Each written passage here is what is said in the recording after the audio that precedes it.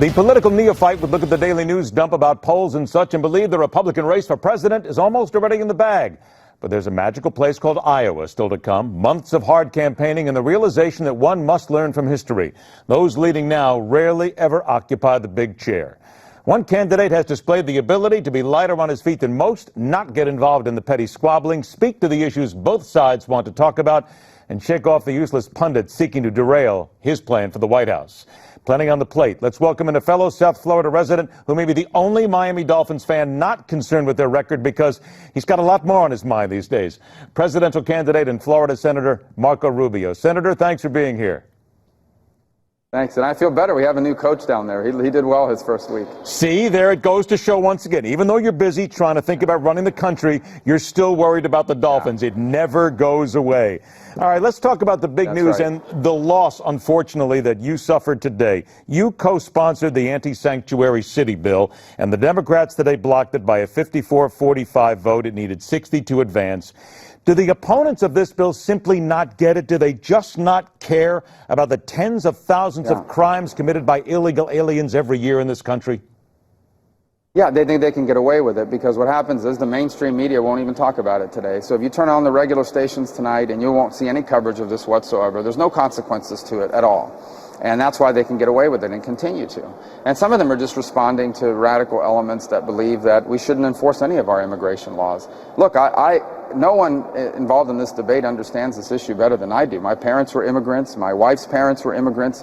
All of my neighbors are either immigrants or the children of immigrants. So I understand immigration, the good, the bad, and the ugly. But this is not good. This part about people that are openly violating our laws and then violating our immigration laws, and then you have jurisdictions in this country receiving federal funding and basically refusing to cooperate with federal authorities is unacceptable and unexplainable. It makes no sense, and I think it's just outrageous that these people can vote this way today and there will be no consequences and no accountability. What is it going to take? Are you going to have to take pictures of the victims here and show them to the Democrats and show them to these people? Are you going to have to walk in the families who say, thanks to you and thanks to others, we now have a loved one that's gone? It seems like you've got to shove it right in their face. But you know, that's exactly what's happened, and in the end they think they can get away with it because they think and they understand that the mainstream media is not going to give this that much attention. And so you've got a mainstream media out there that spends days covering the death of a lion in Africa that an American hunter killed, but does nothing about coverage on issues like this beyond touching upon it in the first few days, and then this broader issue of sanctuary cities basically ignoring it. And then those of us who step out and say this is wrong, we should do something about it, we're somehow painted as some sort of extreme element that simply wants to enforce the laws of this country. Let me so talk the bottom line is, I don't know what it's going to take except the presidential race that makes this a priority. All right, now let me just ask that, though. I'll get to the presidential race in a moment, but if you do then win the presidency, is this something that you will shove right back in front of them again and say, we are not going away until this gets taken care of? Absolutely. In fact, it's a critical part of being able to reform our immigration system. Step one in any process must be to be able to enforce our laws. And part of enforcing our laws is making it clear that people are not going to be able to habitually ignore America's immigration laws and find sanctuary and safety in the United States from federal authorities. Let me talk a little bit about the immigration issue and you, because this is odd even that on Politico today comes the story and the headline, Rubio veers right in latest immigration twist. There are those saying that you have changed your mind over and over again. How do you answer those who say you have been vague on the issue of immigration? Well, first of all, I'm the only one that's put it in writing. I have a book that has an entire section that outlines exactly what I would do. Second of all, it's interesting in narrative because every other Republican that supported the legislation they're talking about and voted for immigration reform 3 years ago, every single one of them supported this initiative as well.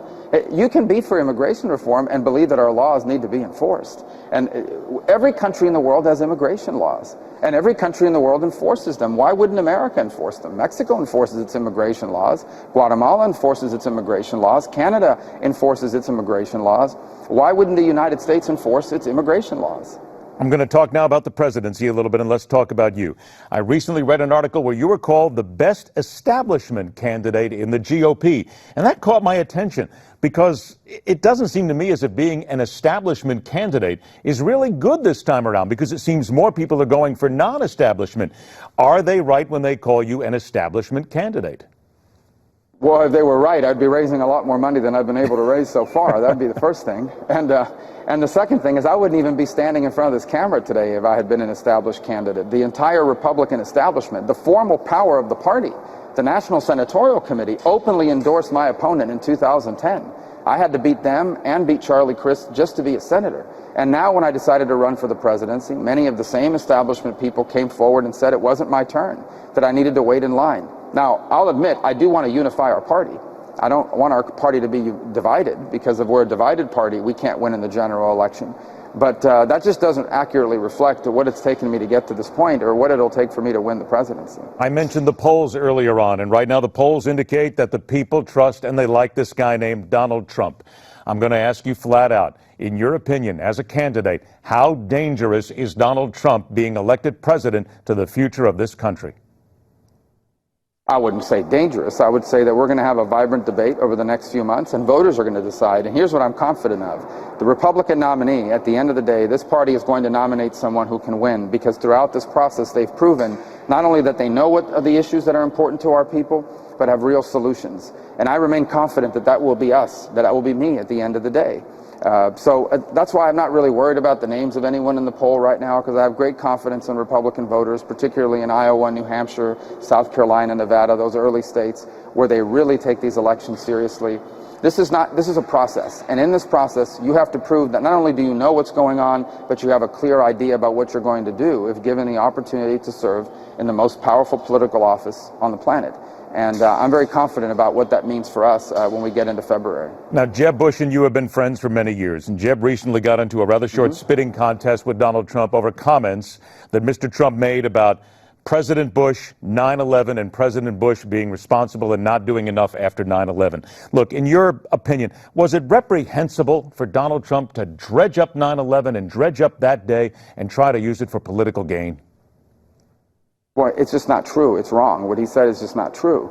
The truth is that President George W. Bush inherited all sorts of things from the Clinton administration, including intelligence agencies and others who weren't doing a very good job, that were siloing off and not sharing information across agencies, including a government that under President Clinton had not taken seriously Al-Qaeda and the threat that they posed, even after the USS Cole, even after the first Trade Center bombings and all the other challenges that we faced around the world. And as a result, President Bush was only in office 9 months when this happened. But that plot to conduct 9/11 and the steps that it took to bring it about, those began well before he was even sworn into office. It happened under the watch of President Clinton. And in fact, the 9/11 Commission says that. If you look at all of their recommendations, many of them were about reversing mistakes that were made during the Clinton presidency. Should that not worry the American population here, the American voter right now, when a guy like Donald Trump is using this now, and not only that, but using incorrect information, again, just to try and get a vote, try and get his name out there? Well, of course, it's concerning in the sense that he doesn't have a fundamental understanding of what caused 9/11. And I think that's an important thing for the next commander-in-chief, is to understand what it was, the mistakes that we've made in the past so we don't repeat them, but also understand the mistakes that we're making now. Many of those intelligence gains that were made during the Bush years have eroded. They've gone away, not just because of Snowden and those revelations, but because of changes the Obama administration has made as well. You know, this effort to close Guantanamo is another example of how we've eroded our ability to capture and interrogate insurgents and terrorists who plot to kill and hurt Americans. And so I think it's important to have a commander-in-chief that understands not just what happened back then, but also clearly understands what's happening now. I got about 30 seconds left. Ed Klein's the author of a new book on Hillary Clinton, says that Bill told friends, you were the Democrats' top target, that you needed to be destroyed. And the campaign even sent out an email touting this quote. Wait a minute. Why do the Clintons want you destroyed, Senator?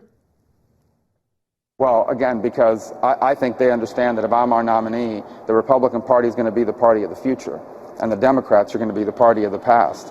We're going to be the party of the 21st century, and they're going to be the party of yesterday. If I'm the nominee, we're going to be the party of hardworking Americans who are doing what my parents did for us, doing everything possible to leave their children better off than themselves. And they're going to be the party of big government, more spending. And look how far to the left the Democratic Party has already moved. Look how far to the left Hillary Clinton has moved to become more like Bernie Sanders. And I'm very confident that we'll win the general election if I'm the nominee. And perhaps they realize that, too. I got a feeling you'd almost tell them to go ahead and bring it on. Senator Marco Rubio, it's a pleasure to get a chance to talk to you. I hope we do it again soon. Thanks, Ed. All right, take care. On deck, one of Senator Rubio's challengers for the GOP nomination discussing America's perceived weakness overseas. One-on-one with Senator Rand Paul when the Hardline continues.